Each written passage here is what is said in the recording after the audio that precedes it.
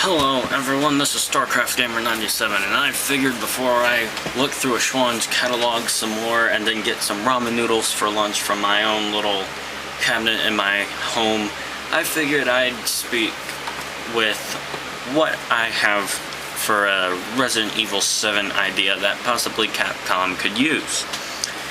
So let's get right into that, shall we? So, I copied and pasted this because of a Facebook post I saw, and so I typed all this down. So this is kind of what runs in my head, and I figured why not make it play kind of like Operation Raccoon City. Operation Raccoon City, as everyone knows, was a squad-based third-person shooter Resident Evil, and I figured the squad-based shooter was pretty interesting.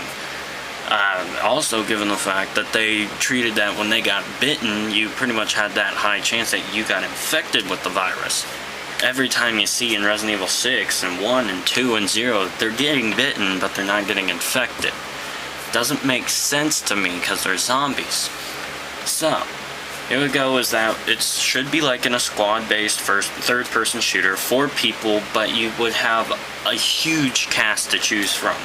From Chris, Leon, Jake, Helena, Sherry, to all the way back down to Claire, Rebecca, Jill and Barry, Sheva, Billy, even the Spec Ops team and the USS team from Raccoon City, and then characters from the little spin-offs like Outbreak.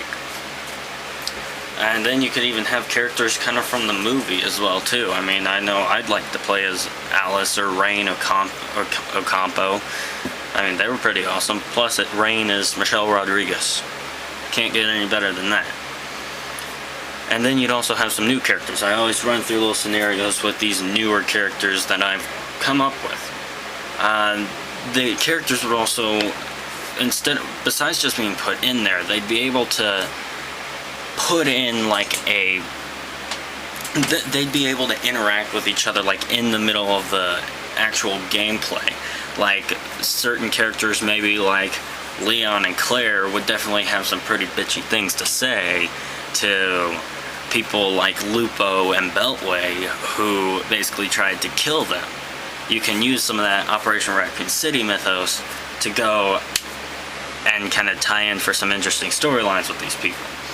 And then I was also going that maybe certain, like not exactly teams, but certain characters, if they were on a team with a certain other person, like if it was Rebecca with Billy, Rebecca would be able to heal Billy more than she would the other people. Maybe they'd do more damage if they had, like if it was the both of them doing a combo melee attack. Is something to think about. This premise of the story could be some cliche viral outbreak.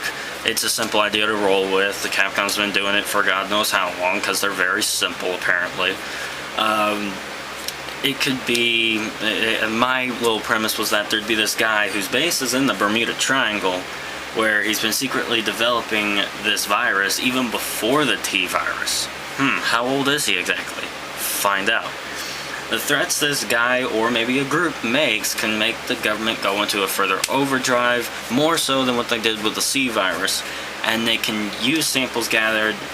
And the group actually uses samples gathered from all other games, Las Plagas, the T-Abyss virus, the G and T and C virus, etc., etc. And so the government will put together a task force, like the people I listed above, and they'll have to work together.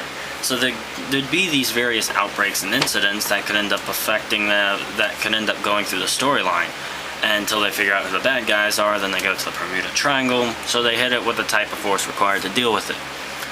Now, with the Devil's Triangle, they can play on the myths and even add a little bit of creative additions to it, like some other little islands. So, gonna have to stop it and make a part 2. I'll probably do that now. So here's going to be a part 2 of my Resident Evil 7 idea.